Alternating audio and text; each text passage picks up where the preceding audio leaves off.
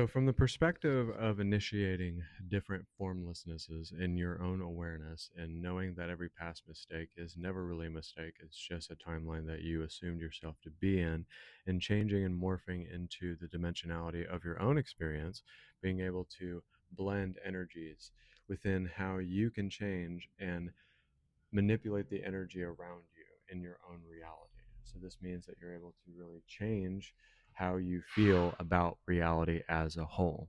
In any given moment, you have to change your meta view and you have to change your feelings attached to it.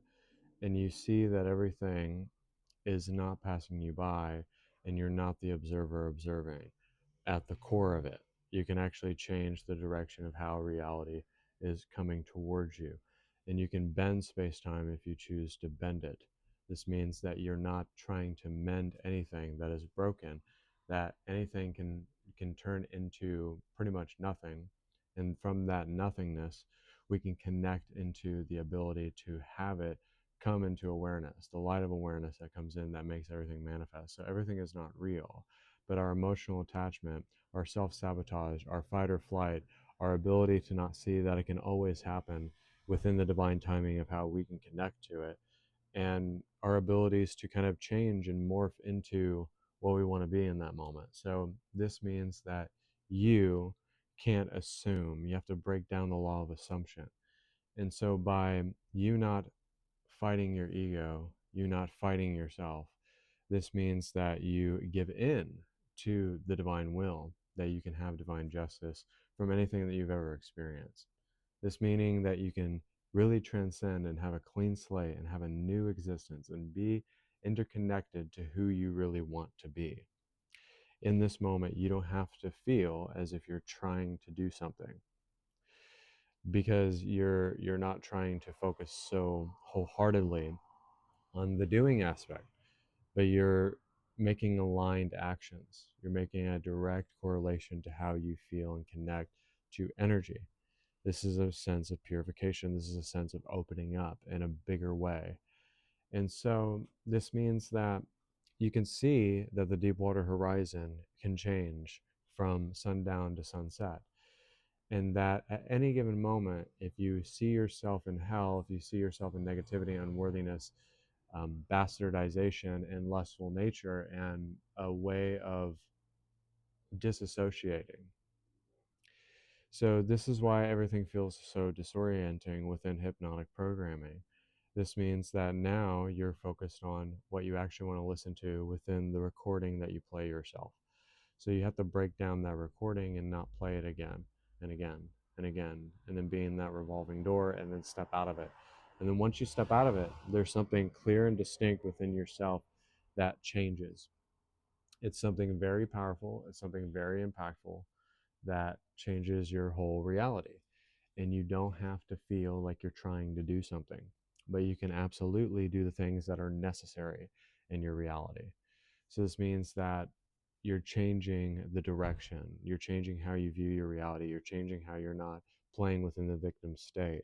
And victim consciousness is not pulling you back, and the hopelessness and the fear and the attachment of wanting your bliss disturbed completely is completely gone.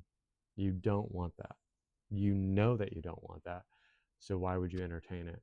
And then you choose not to entertain anything that goes against your divine bliss, that your divine connection. So you just kind of like break away from what does not serve you, in that connection. And then everything is generated from a different standpoint. It's like the projector screen of creation and just being able to paint on your canvas. So it's like your different templates. It's like, oh, this looks great. I'm going to go here and pick that one.